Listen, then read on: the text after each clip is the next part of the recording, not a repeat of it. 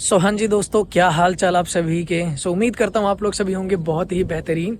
And आज का दिन वैसे थोड़ा मेरे लिए बेहतरीन नहीं है, क्योंकि मुझे नहीं लगता कि कोई भी बाइकर खुश होगा आज के दिन के लिए। और मेरे को लगता है कि हर बाइकर या हर इंसान के लाइफ में एक ना एक बार तो ये दिन आता ही है। तो मैं थोड़ा सा इमोशनल हूँ आज की डेट पे, और आपको रीज़न पता चल ही गया होगा थंबनेल एंड टाइटल देख के। तो जी हाँ दोस्तों, मैंने अपनी बाइक बेच दी है और मतलब ये बिक चुकी है, डील वील सब कुछ डन हो चुका है। इट जस्ट कि मैं वीडियो बनाने आया हूँ एक लास्ट मोमेंट के लिए।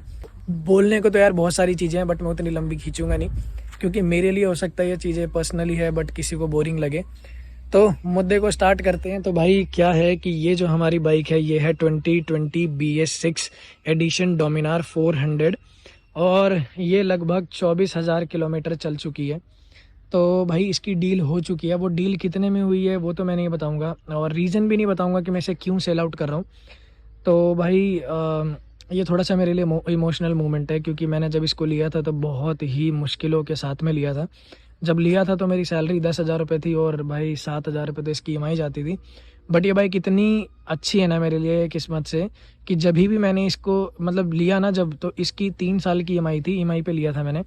और टच वुड एक सिंगल EMI इसकी बाउंस नहीं हुई थी। और उसके बाद मैंने ग्रोथ किया इतना ज़्यादा, क्योंकि मेरा चैनल था उस टाइम पे 6,000 सब्सक्राइबर पे, फिर ये 12,000 के करीबन चल गया, 10,000 की नौकरी थी, आज टच वुड मतलब अच्छी खासी सैलरी है मेरी। गिनवा नहीं रहा, बट एक जस्ट कि यार किसी चीज़ को लकी मानो ना आप, तो वो लकी साबित हो ही जाती है।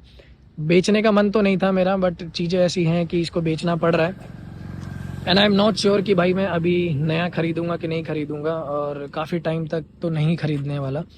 तो भाई ये मैंने इसके अंदर में कुछ एसेसरीज लगाई थी, नकल गार्ड KTM का। थोड़ा सा वो मेरे घर के पार्किंग में इशू है, थोड़ी सी पार्किंग है तो वो साइड में लगता है।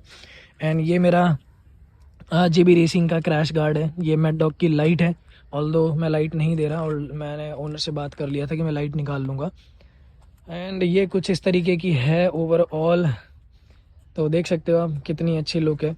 पूरे मिशलिन के टायर मैंने रिसेंटली डलवाए थे, चेन सेट नया डलवाया था। सर्विस भी रिसेंटली डन है इसकी, 4 दिन पहले ही सर्विस हुई है इसकी।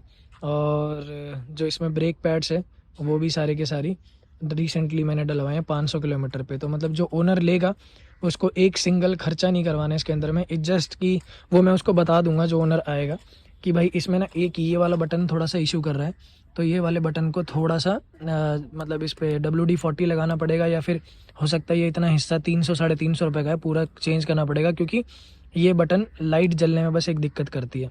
और ओवरऑल बाइक में एक सिंगल कमी नहीं है, पूरा टाइम टू टाइम सर्विस हुई है। और ये ओनर के लिए भी हेल्प आउट आएगी अगर वो वीडियो देखेगा, क्योंकि भाई मेरा नाम चैनल का सारी चीज़ें तो ऐसी ही लगी रहेंगी, मैं निकालूंगा नहीं, और बाद में कोई निकाल ले तो बात अलग है।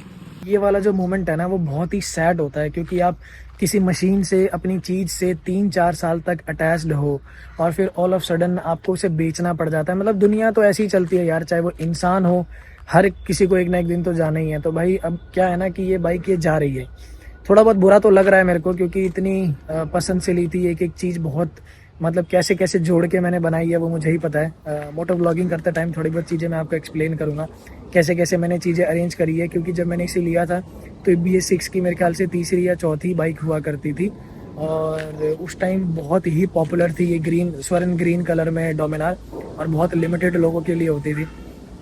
क्योंकि आज भी मेरे को ऐसा लगता है कि मतलब 400-500 सीसी की बाइक को ना मेंटेन करना, या लोग ना उसको लेने से कतराते हैं, क्योंकि एक तो एवरेज इशू होता है, दूसरी बात इनके जो पार्ट्स वगैरह होते हैं ना सर्विसिंग, वो थोड़ा सा करना मुश्किल हो जाता है।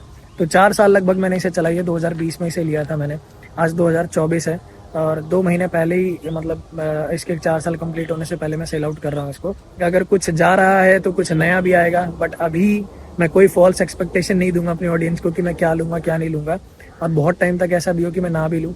और ऐसा ही है, बस यही है कि थोड़ा सा मिस तो करूंगा मैं इस बाइक को। अभी भी मन डाइसी सा हो रहा है कि यार इसको बेचूं कि ना बेचूं, क्योंकि अभी भी डील कोई खास नहीं हो रही मिल रही है। क्योंकि यार आप ना इतने मन से किसी चीज़ को लेते हो, इतने पैसे लगा के, पर उसको जब बेचते हो ना तो उसकी वैल्यू बिल्कुल भी नहीं मिलती है जैसा आप सोच रहे हो। तो भाई मेरे साथ भी हुआ है, बट ठीक है चीज़ें, ये दिन कभी ना कभी ने तो आना ही था। और बहुत टाइम से मैं था कि एक बेचना है बेचना है बेचना है, क्योंकि चीज़ें सॉर्टेड नहीं है अभी फ़िलहाल, तो इसी वजह से मैंने बेच दिया इसको। भाई इतने मन से बनाई थी ना मैंने इस बाइक को, आप नोटिस कर रहे हो, मतलब ना इसके चक्कर में मैंने हेलमेट भी सेम इसी कलर का लिया था। तो एक्सॉर का ये हेलमेट है और देख लो कितना ज़्यादा इस पे परफेक्ट मैच कर रहा है।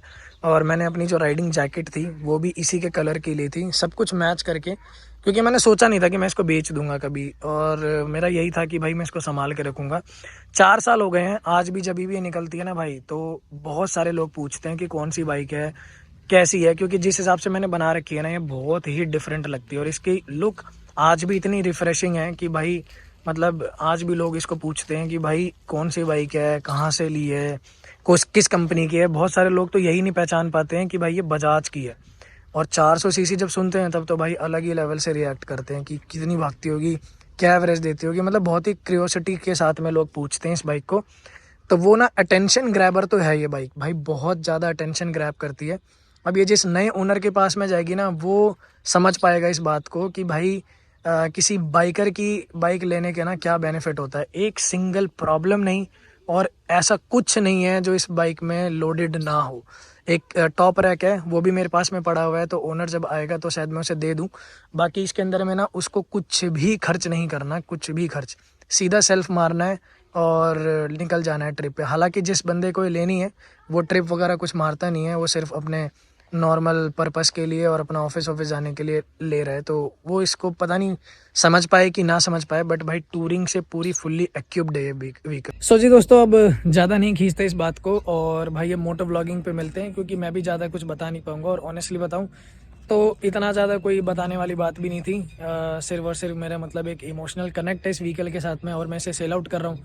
आज के बाद से चैनल पे नहीं दिखेगी और मुझे दिखेगी भी नहीं, इसीलिए मैंने जानबूझ के अपने घर के लोकेशन से थोड़ा दूर इसको बेचा है। अब ये कभी किस्मत है, अगर रास्ते में दिखी तो यादें रह जाएंगी कि भाई ये मेरी बाइक हुआ करती थी, और नहीं तो फिर कोई बात ही नहीं है। जी दोस्तों, बिक चुकी है हमारी बाइक और ये रहे इनके नए ओनर। भाई एक छोटा सा सजेशन भाई, प्यार से रख लेना, जितनी मेंटेन कर रखी है, ठीक है। तो ये रही इनकी ड्यूक और ये रही हमारी, अब तो हमारी नहीं भाई इनकी हो गई। तो देखते हैं क्या आती है, अब ये गई है तो चलो जी भाई जी, ठीक है। तो अभी हमारी डोमिनार जा रही है ग्रूमिंग होने के लिए, और सच बताऊं तो फीलिंग इतनी औसम है, इतनी औसम, हार्ट बीट तेज हो रही है, सिर्फ एक्सप्रेशन देखो बेचारे। मेरी जिंदगी सवारी मुझको गले लगा के बैठा दिया फलक पे, मुझे खाक से उठा के।